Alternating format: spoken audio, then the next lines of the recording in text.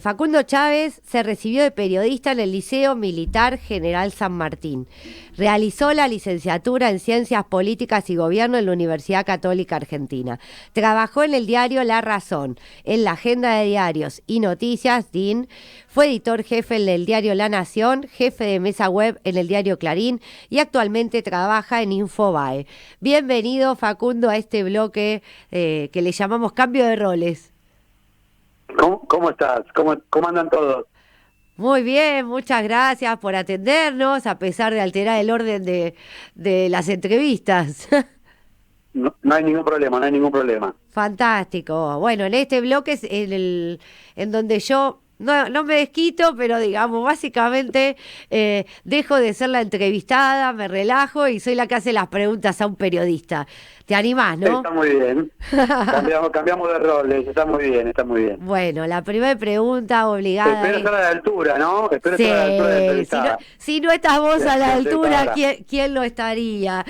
Contanos, ¿cómo decidiste estudiar periodismo?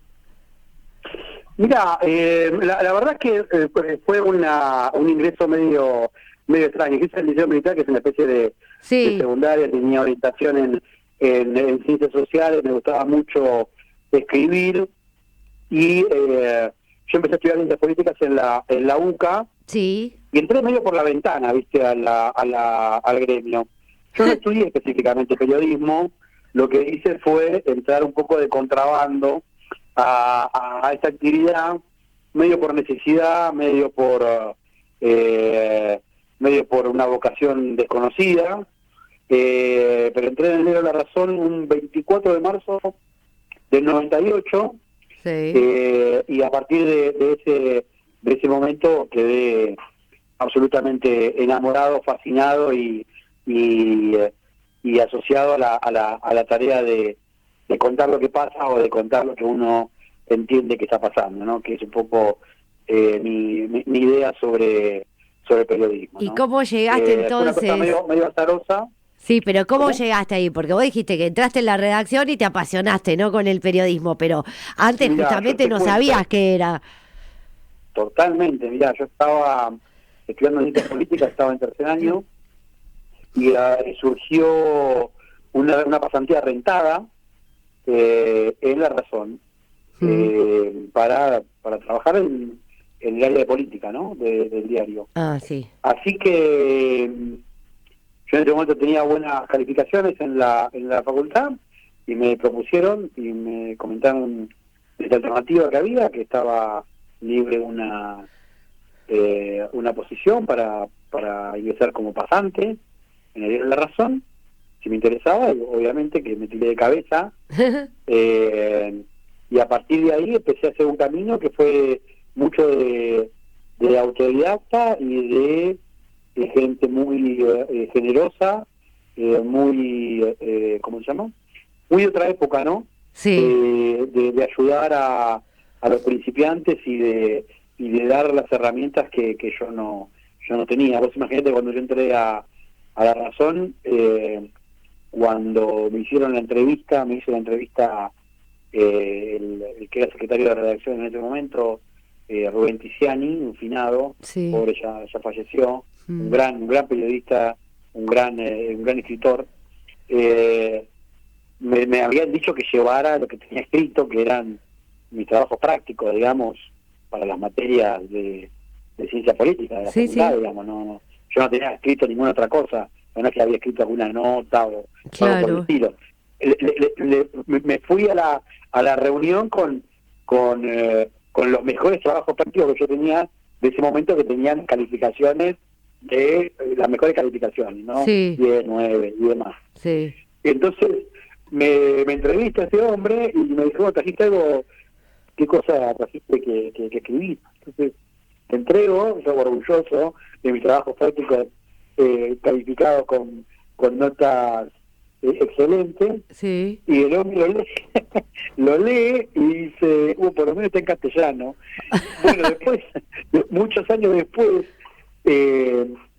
por accidente, encuentro los mismos trabajos y efectivamente los leía después de años de trabajar en el diario, y sí, la verdad que tenía que agradecer que estaba en castellano porque estaba escrito de una manera horrible, mal escrito, digamos, un horror. Pero bueno, tuve grandes maestros, grandes profesionales que me ayudaron mucho a pulir esa vocación que tenía yo por escribir y por contar lo que pasa, ¿no? Y de ahí Así ya que esos fueron pasaste mis inicios. a querer buscar un trabajo como periodista, o cómo continuó tu tema con el periodismo. Y terminó porque empecé a trabajar ahí, primero en la mesa de noticias, proveyéndole del material. En esa época, estoy hablando del año 98, estoy hablando de redacciones que ya no existen más. Claro. Vos imaginate que yo estuve en Infobae, estuve en La Razón, pasé por el diario de Clarín, pasé por el diario La Razón, por el diario La Nación, y puedo asegurarte que esas redacciones que de los 90 ya no existen más de ningún modo. No, digamos, desaparecieron de manera absoluta ese tipo de organización Sí. que tenían las redacciones en esa época. Ahora son cosas mucho más horizontales y que dependen de una manera total de Internet, básicamente. Claro. No solamente para para conseguir la información, desde un llamado por teléfono que se hace por teléfonos que se comunican por Internet, por más que uno hable con un teléfono de línea, se supone que de línea, pero es un teléfono que está conectado a la red. Claro. Digamos, desde esa cuestión hasta el celular intercambiando un WhatsApp con algún funcionario, digamos. Internet es lo que le ha dado un salto de calidad al periodismo como no se ha conocido en otro momento, ¿no? Desde esa redacción, de esa época, yo empecé a trabajar en la mesa de noticias, que la mesa de noticias es una instancia de trabajo organizacional que ya no existe más, pero que servía para ir proveyéndole a cada sección de los cables, de las agencias de noticias, de los últimos momentos, de el material que venía de corresponsales. Digamos, era un trabajo, digamos, como un poco radial y central que tenía las redacciones de esa época, las redacciones gráficas, digamos. Sí. Y empecé a trabajar ahí, me empecé a enamorar, y a las 2 semanas tuve la oportunidad de que se liberara un lugar en la sección de policiales. Y no empecé directamente por política, sino que empecé por policiales.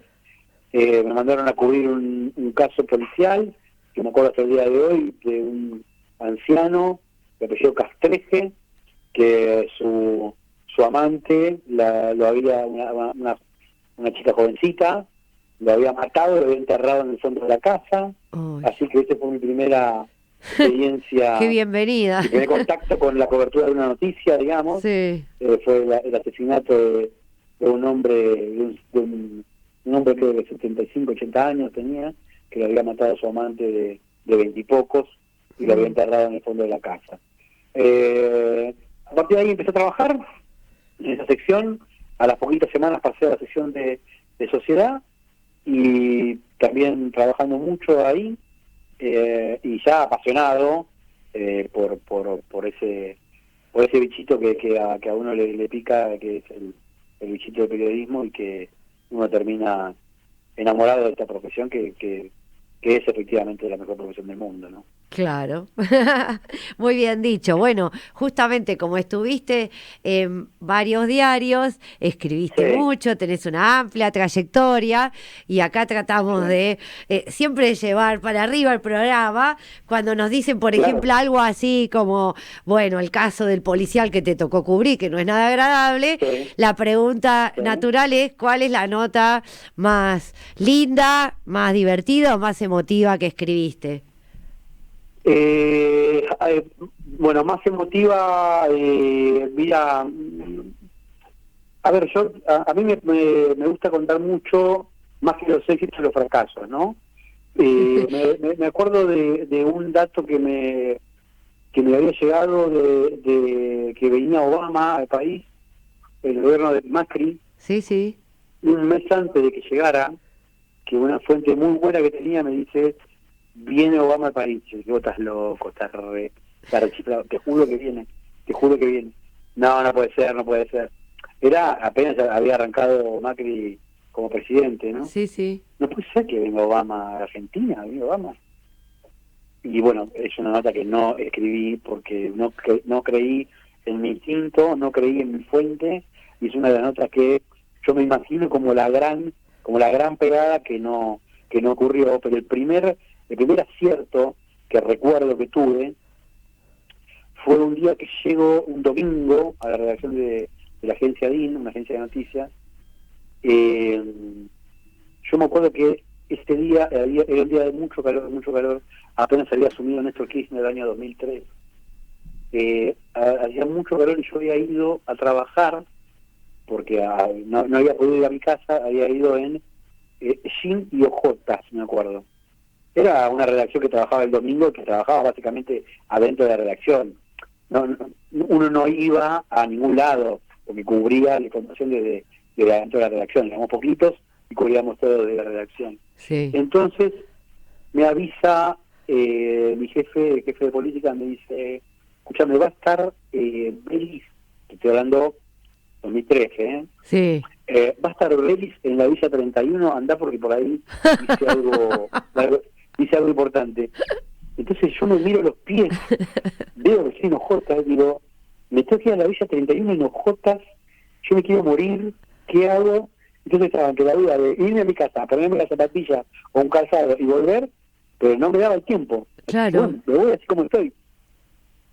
Era un acto absolutamente intrascendente, Sí. absolutamente, no servía para absolutamente nada. Ah, bueno. Y pasan esas cosas en esta profesión. Voy, engancho a Beli, que había ido, no sé qué había, un acto cultural ahí en la Villa 31, y anuncia el tipo ahí la primera estatización, que fue la estatización de Thales Spectrum, del espectro radioeléctrico, que fue una de las primeras medidas que tomó Néstor Kirchner de estatización del servicio público. Sí. Y ahí él anuncia que no solamente que lo van a estatizar, sino que van a exigir una indemnización del prestador. Uh-huh. Esa noticia, que parecía, digamos, bastante gris y bastante poco estimulante, Sí. termina desde la agencia DIN, desde un cable de la agencia DIN que escribo yo, termina en la tapa de el diario Clarín. Ah, mira. Esa para mí fue mi primer acierto, satisfacción. La primera satisfacción, porque una cosa que había sido absolutamente accidental, sí, digamos, bastante, digamos, cuando me dicen anda a cubrir, te imaginarás la alegría que me pudo haber causado, ¿no? El hecho de tener que irme en Ojota a la Villa 31. Pero bueno, la verdad que valió la pena. Después, con el tiempo, uno piensa que la había acertado porque era un genio, y la verdad es que la casa estaba medio como cocinada de antes. sí. Y, digamos, yo lo único que hice fue básicamente ir a buscar el dato, traerlo y escribirlo, digamos. Claro. Pero bueno, esa fue, digamos, de lo bueno, acertado y que se pudo cumplir, la que recuerdo con más cariño. Qué Y lindo. después una entrevista que hice el año pasado a una chica cubana que lo acusaba a Maradona de abuso, que fue una entrevista que me costó horrores conseguirla, que fueron días y días y días de negociación y de que sí, que no quería, que sí quería, y finalmente se pudo lograr y se pudo convencer a esta chica para que hablara y para que en cámara dijera lo que había pasado en su relación con Maradona, ¿no? Esas fueron, me parece que uno bien antiguo, sí, como un éxito entre comillas, un logro, y este último que fue el año pasado, que me llenó de satisfacción, ¿no? Muy bien. Bueno, y otra pregunta que nunca dejo de hacer Sí. en estas entrevistas de lo que cambió de roles es si tuvieras que darle un consejo, una recomendación a los chicos recién ahora están empezando la carrera de, no sé, una licenciatura en comunicación o en periodismo, Sí. ¿qué les dirías? Que está todo por hacerse, siempre, siempre, que es la mejor profesión del mundo y que nunca tienen que dudar, que hay momentos en que por ahí es un poco amarga, pero es la mejor profesión del mundo, les va a dar enormes satisfacciones, van a tener la posibilidad de conocer el oro del barro, van a tener la posibilidad de estar en alfombras rojas y al lado de gente muy poderosa, muy rica y gente muy pobre y muy miserable, con gente absolutamente destacada y, y extraordinaria, y gente que es todo lo contrario, con gente mala, con gente, digamos, van a tener la posibilidad de estar en el cielo y en el infierno, y la posibilidad de transitarlo eso va a demandar de que quiera dedicarse a esto, de templanza y de encarar todos los días esta actividad con profesionalismo, con compromiso y principalmente con alegría. Y saber que si hoy no salió bien, mañana va a salir mejor. Porque como en la vida pasa, y como pasa en la política, como pasa en cualquier profesión, la vida siempre da revancha y la vida siempre da una segunda oportunidad. Así que es una profesión con blancos y negros, con grises, pero que tiene muchas cosas que no pueden compararse con ninguna otra actividad, con ninguna otra profesión, con ningún otro oficio también. Muy bien. Ahora ya hablamos un poco bastante o un poco mucho de Sí, periodismo. Te quiero llevar a tu otro lado, ¿no? Vos como sí, politólogo, o no sé, cientista sí, político.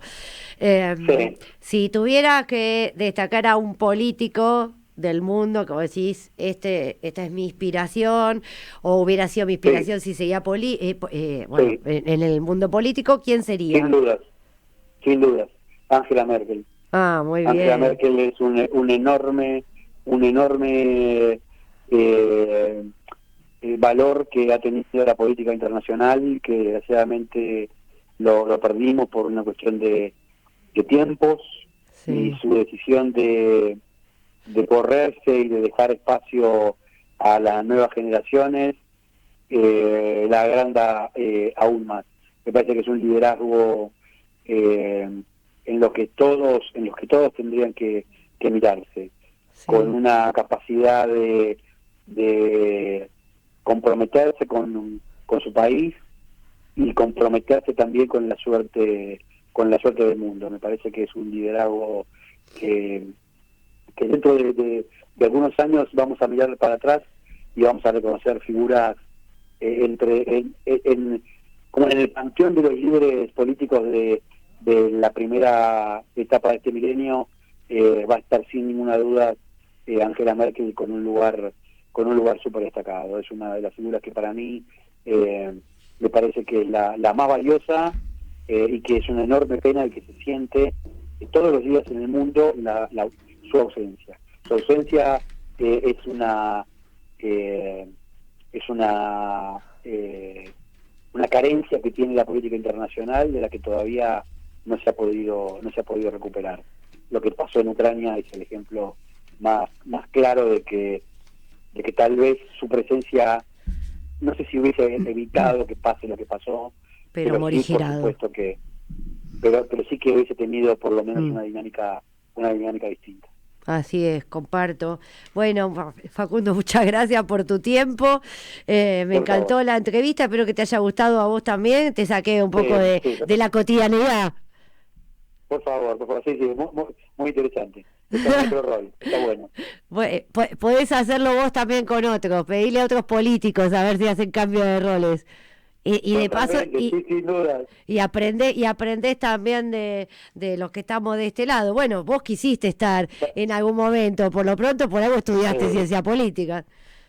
totalmente, sí, sí, ya, para mí es una cuenta pendiente que en algún momento encararé por ahí para más adelante, en el futuro. Para mí el compromiso ciudadano y el compromiso político fundamental para cambiar la realidad. Cada uno lo hace desde el lugar que le parece mejor y le parece más oportuno. La verdad que yo valoro a los que hacen política, a los que se involucran, y a los que tienen la vocación por lo público, porque son los únicos que nos van a poder ayudar a salir adelante, y ojalá que le encuentren el agujero del mate. Lo que siempre le digo a todos los políticos, acá la cosa es que dejen de pelearse, que piensen en el futuro, que piensen en la Argentina, y que, digamos, se despojen de los egos y de los y de las afrentas que puedan haber vivido, que todos los políticos han tenido, que todos los políticos tienen derecho a quejarse o pueden tener